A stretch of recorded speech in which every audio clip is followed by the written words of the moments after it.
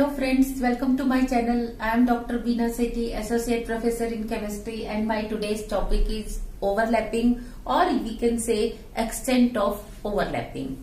First of all, we should know what is overlapping. Overlapping means कि दो different atoms हैं, एक इधर एटम है एक इधर है, इन दोनों के different ऑर्बिटल्स हैं. इसके हाइब्रिड भी हो सकते हैं, अनहाइब्रिड भी, इसके भी हाइब्रिड या अनहाइब्रिड हो सकते हैं. तो जब ये ऑर्बिटल्स पास पास आते हैं तो ये इंटरमिक्सिंग करते हैं. तो intermixing between atomic orbitals of two different atoms is called overlapping.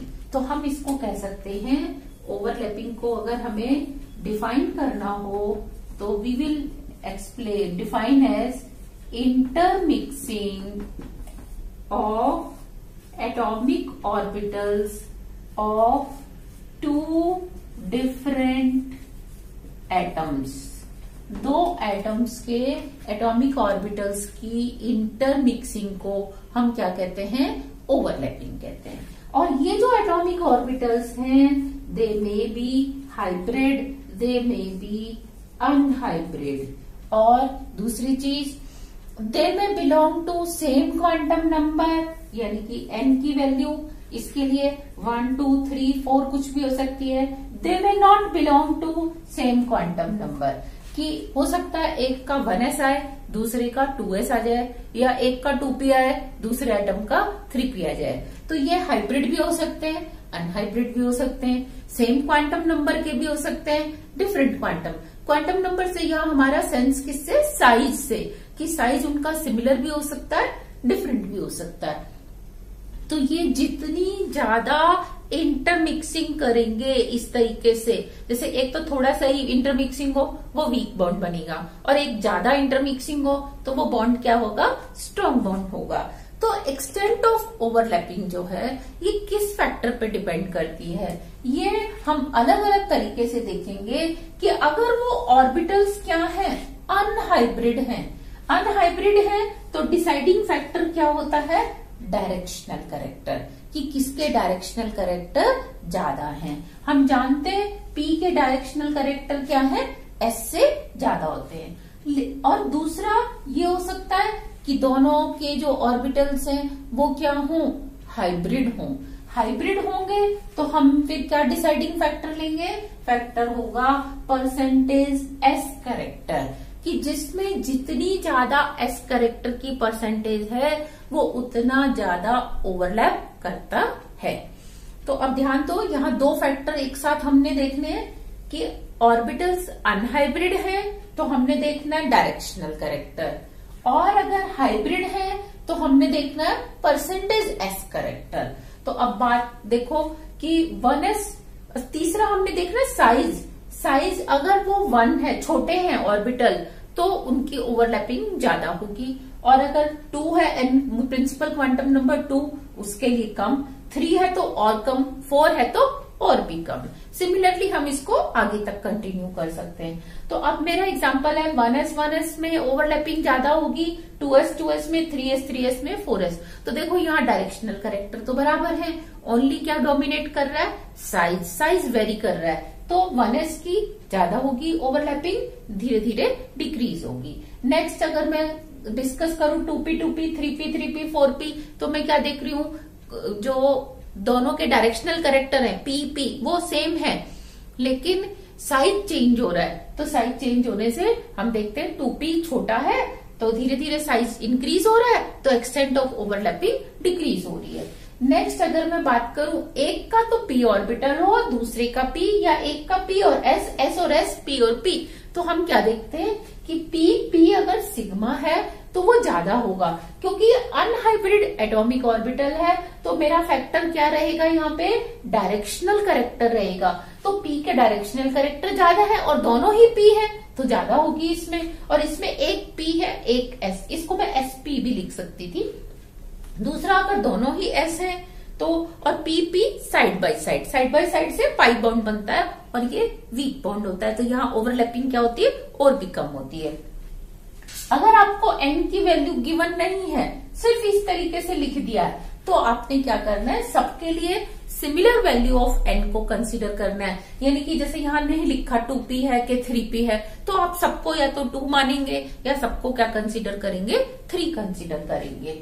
Next अगर मेरे को ऑर्बिटल्स दिए, कौन से, हाइब्रिड एटॉमिक ऑर्बिटल्स दिए, तो इसमें हम क्या देखते हैं कि जो परसेंटेज एस करेक्टर है ये डिसाइडिंग फैक्टर होता है। तो देखो sp/s में sp2s और sp3s में अगर हमें कंपेयर करना है, s तो कॉमन फैक्टर है, लेकिन इसमें s की करेक्टर कितने हैं, 50% इसमें कितने हैं 33% और इसमें ओनली 25%। तो क्योंकि s करेक्टर्स इसमें कम है इसलिए इसकी एक्सटेंट ऑफ ओवरलैपिंग कम होगी। नेक्स्ट spp, sp2p, sp3p, तो हम क्या देख रहे हैं, p तो कॉमन है एक एटम का, लेकिन इसमें s के करेक्टर कितने हैं, 50, 33, 25, तो इसकी ओवरलैपिंग ज्यादा स्ट्रॉन्ग होगी। नेक्स्ट अगर हम बात करें spp और sps, तो यहाँ देखो ये फैक्टर कॉमन आ गया, कैसे कि 50% s के हैं, लेकिन अब ये अनहाइब्रिड है। अनहाइब्रिड है तो हम क्या देखेंगे, डायरेक्शनल करेक्टर, तो इसके डायरेक्शनल करेक्टर हैं तो p के ज्यादा होते हैं कंपैरिजन टू s, तो इसीलिए ये वाली ओवरलैपिंग ज्यादा स्ट्रॉन्ग होगी इन कंपैरिजन टू sps। तो ये सारे फैक्टर्स ध्यान में रख के we will solve some examples also. These are 2 examples of overlapping and I have to arrange them in the decreasing order of their extent of overlapping. So first we see that 1s, sp, sp, sp2, sp2, sp3, sp3, pp, fp and pp। इसमें आप पहले groups बनाएंगे कि hybrid कौन से हैं और unhybrid कौन से हैं। तो देखो these all are hybrid और these all are unhybrid, this is also unhybrid। यहाँ साइज उसने मेंशन कर दिया है आपके पास क्या, 1s, तो इसका मतलब ये सबसे छोटा है, तो ये तो सबसे आगे आएगा ही आएगा। नेक्स्ट अब हम देखते हैं डायरेक्शनल करेक्टर्स कहाँ ज्यादा हैं, क्योंकि हाइब्रिड के जो डायरेक्शनल करेक्टर्स हैं वो क्या होते हैं, अनहाइब्रिड से ज्यादा होते हैं, तो इसीलिए ये स्ट्रॉन्गर बॉन्ड बनाएंगे, इनकी ओवरलैपिंग ज्यादा स्ट्रॉन्ग होगी इन कंपैरिजन टू दीज। अच्छा, अब इसमें कौन सा फैक्टर डिसाइड करेगा, इसमें फैक्टर डिसाइड करेगा परसेंटेज ऑफ एस करेक्टर। तो यहाँ पे आप देखो परसेंटेज ऑफ एस करेक्टर ज्यादा है, तो इसीलिए एसपी, फिर इन दोनों में क्या है 33%, तो ये हो जाएगा sp2। नेक्स्ट देखो sp3 में 25%, तो ये इसके बाद आएगा। अब इनमें हमने क्या देखना होता है, इसमें हमने परसेंटेज एस करेक्टर नहीं देखना, इसमें हमने डायरेक्शनल करेक्टर देखना है। तो p के डायरेक्शनल करेक्टर क्या होंगे, हम इसको सिग्मा मान के चल रहे हैं, तो क्या होगा ग्रेटर देन sp से और sp, और नेक्स्ट हमने इसको क्या मान लिया पाई, तो ये हो जाएगा पाई वाला p पाई।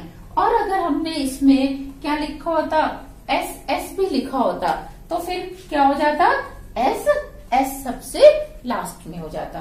तो अनहाइब्रिड के लिए क्राइटेरिया अलग है, हाइब्रिड के लिए क्राइटेरिया अलग है। My next example is 1s 2s 2p 2p 2s 2p 2p 2p 3s 3s 3p, then 3p 3p, 4s 4p 4s and 4p 4p। अब देखो इसमें सारे ही अनहाइब्रिड ऑर्बिटल्स हैं, तो इसमें पहला फैक्टर तो साइज का रहेगा कि किसका साइज छोटा है, तो वो ऑलरेडी क्या है अरेंज है कि जिसका साइज छोटा है वो ऊपर है और जिसका साइज बड़ा है वो हमने क्या रखा है नीचे रखा हुआ है क्वेश्चन में। नेक्स्ट हमने देखना है अब अनहाइब्रिड के लिए डायरेक्शनल करेक्टर होते हैं, तो डायरेक्शनल करेक्टर p के क्या होते हैं ग्रेटर देन s से। तो देखो सबसे पहले 1s देन 2s, अब सॉरी 2s से पहले आपका आएगा 2p, क्योंकि ये देखो 2p का ये हमारे पास ऑप्शन है, फिर इसके बाद 2p 2s और लास्ट में 2s। फिर अब 3 के क्या आपके पास 3 कॉम्बिनेशन है, तो ये हो जाएगा 3p, फिर 3p 3s और 3s 3s। अब देखो अब 4s के भी आपके पास क्या है, 3 ऑप्शन है, तो आप क्या लिखेंगे 4p 4p, फिर 4p 4s एंड लास्ट में 4s 4s। तो this way we can arrange the combinations in the decreasing order or in increasing order of their extent of overlapping. Here are few interesting examples for you that in which case extent of overlapping will be high or we have to arrange in the decreasing order of their extent of overlapping, because this bond carbon is sp hybrid and this orbital has s orbital. So this bond will have sp-s overlapping, and in this case it is sp2 and s. In this case it is sp3 and s. Means factor s is common in all 3 cases, but the extent of s orbital in hybrid orbital is here is more. In sp 50% s characters are there, तो इसीलिए ये bond ज्यादा strong होगा in comparison to this, and this one will be more stronger than this. अच्छा, अब इस question में मैंने 3 बॉन्ड्स को क्या किया है, हाईलाइट किया। आपने बताना है कौन से बॉन्ड में ओवरलैपिंग ज्यादा है। तो देखो ये कार्बन क्या है, sp3 हाइब्रिड, फिर ये sp2 हाइब्रिड और ये s ऑर्बिटल, ये sp। तो ये इसी तरीके का क्वेश्चन हो गया, सिर्फ हमने इसमें क्या किया, थोड़ा सा ट्विस्ट डाल दिया है। तो ये हो जाएगा 3 की ओवरलैपिंग ज्यादा होगी 2 से देन 1 से। अच्छा, इस एग्जांपल में मैंने 5 कार्बन कार्बन बॉन्ड्स को मतलब स्टार लगा के आपसे क्वेश्चन लगा के पूछा है। आप बताइए कि इस बॉन्ड में ओवरलैपिंग ज्यादा है या नंबर 2, नंबर 3, नंबर 4, नंबर 5। तो हम वही देखेंगे कि ये क्या है, sp हाइब्रिड और ये sp। तो ये sp केस हो गया, इसमें ये sp2 केस हो गया, जबकि इसमें sp2 और sp2 केस है, जबकि ये वाला कौन सा है, sp2 और sp3, और लास्ट में कौन सा है, sp3।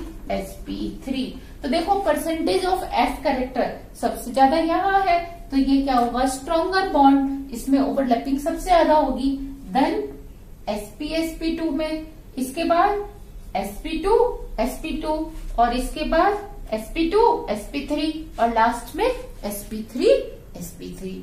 तो आई होप कि आपको ये समझ में आ गया होगा कि एक्सटेंट ऑफ ओवरलैपिंग हम कैसे फाइंड आउट करते हैं। उसी से हमें पता चलता है कि कौन सा बॉन्ड स्ट्रॉन्ग है और कौन सा नहीं। अगर आपको ये वीडियो पसंद आया है तो आई विल रिक्वेस्ट यू कि subscribe my channel, like my video and share my channel with your friends. Thank you.